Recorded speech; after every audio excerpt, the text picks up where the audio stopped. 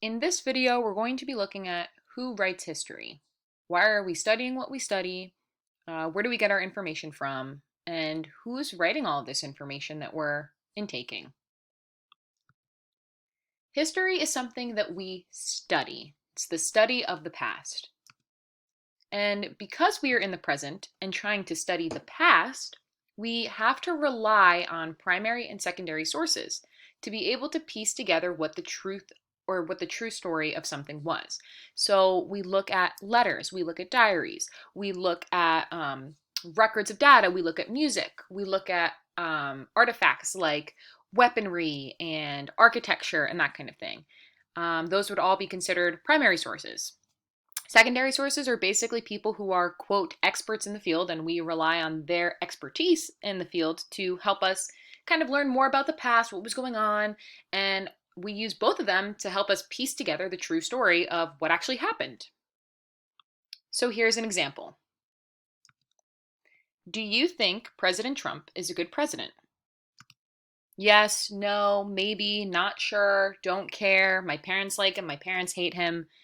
We've all heard it before. So either way, you have some sort of idea or feeling about this question based on your experiences at home, with friends, with family, with teachers, etc. So whatever your feeling is on this question above, this is known as your bias, how you feel your opinion. It's your bias. We all have bias because we are people and we are masters at judging things, ideas, other people, etc. It's really a survival tactic because when we didn't live in the world that we live in today and we had to judge whether somebody or an animal was going to attack us, we were constantly making judgments about our environment, what was going on, etc. So we still do this today. So the sources that we look at in history are written by people just like us. And those people had their own biases when they wrote it. They had their own opinions. They were surrounded by their own environment that made them believe a certain opinion, a certain thing. And that's a big reason why people write things. It's a big reason why they write things, what they write about, etc. I like these two images because they really show how people can have different opinions, like the left one. And then on the right one, it shows that, as people, we take the environment, like those raindrops we see in the guy on the right, and those are like social media, the opinions of our parents, the opinions of our friends, the opinions of our teachers, and stuff like that. And we intake it into our brain. And then we process it, and our opinions come out of our mouth, right? So everything that we do and see and think is affected by our environment also, not just comes from within, but we are a product of our environment. So when we read about history, we have to keep in mind that these people that we're reading about, or these people that, we're reading their letters or their documents or their speeches, these people have their own versions of their story based on their lived experiences or the experiences that they've lived through, in other words. Right? So, as historians in training, because that's what we're historians in training, we have to pick through the bias to find the truth. So, we're picking through the opinions and looking through that to try to find out what it's called unbiased truth is. And this picture is I really like it because if it's a guy, he's on the computer and he reads, "You're right, and everyone else is an idiot." So that guy, this computer is telling this guy exactly kind of what he wants to hear. Like, yeah, I am right, and everybody else is an idiot. And then on the bottom, the caption's pretty funny.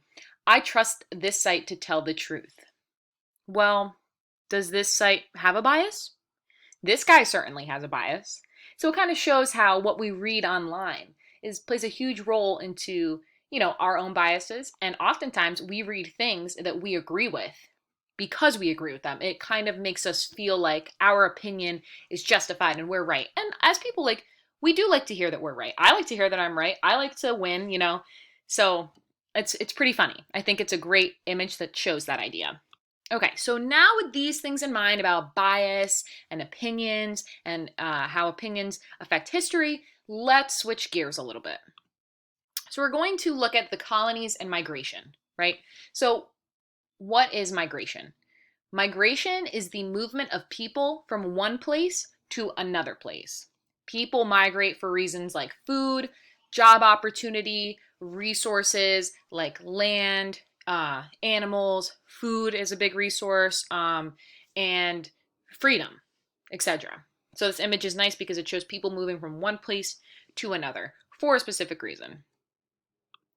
So many groups of people in history that we will study this year have migrated to North America since Christopher Columbus landed way back in 1492.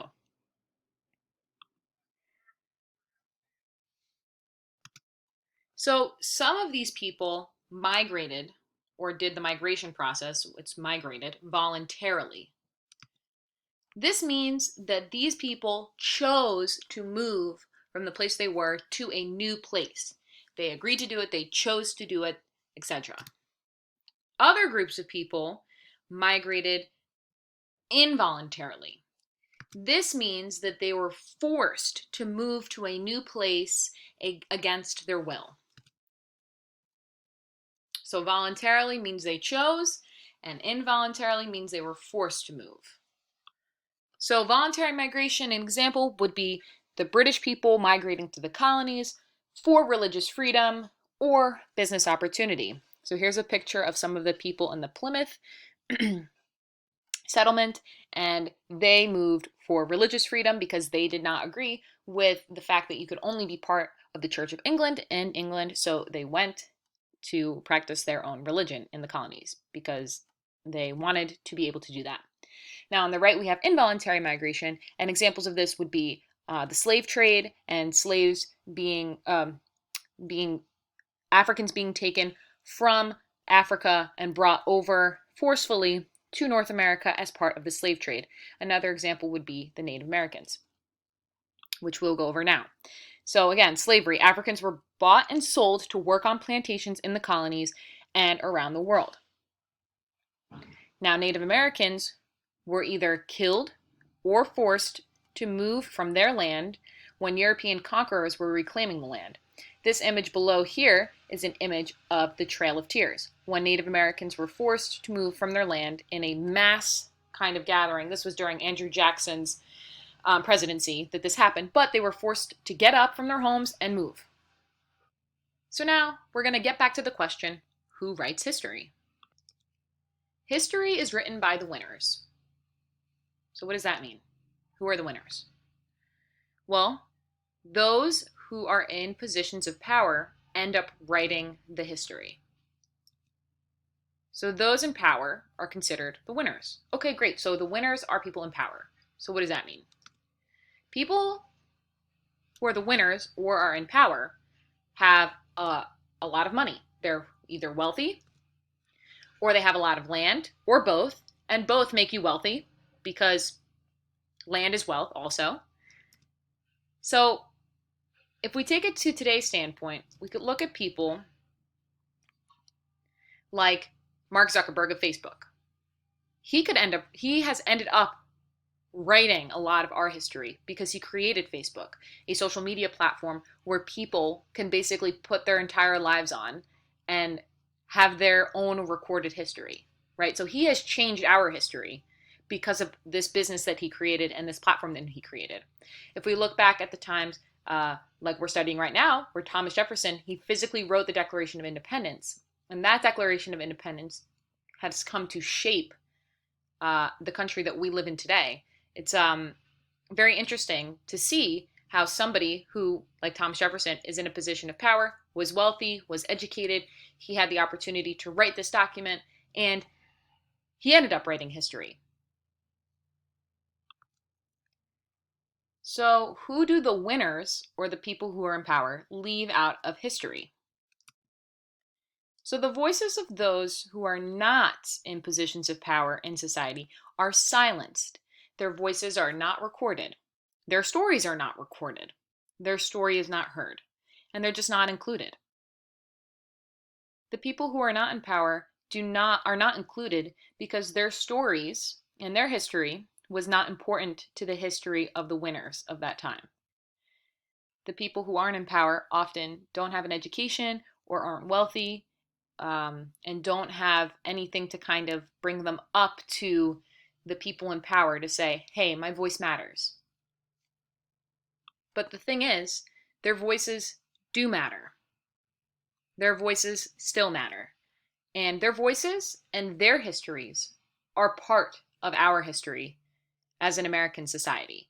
And because of them, we are the way we are because of every person that's here. The powerful and the wealthy are a small percentage of the people. The majority of people are the people who are, quote, not in power. And when we leave out a huge part of history, our history becomes skewed. It's different. It's not necessarily the entire truth. So this is why, as historians in training, we must look at every piece of text, images, photos with special attention, because we know we're not getting the full story. So when we look at something, we have to ask, who wrote it? Who drew it? Who created this? What is their bias? What is their opinion? What is missing from this? Why did they not include it? What is their purpose for writing this? Who is their audience? So that's why we have to look at all these things so that we can kind of get a better understanding of who this person was and what was going on at the time.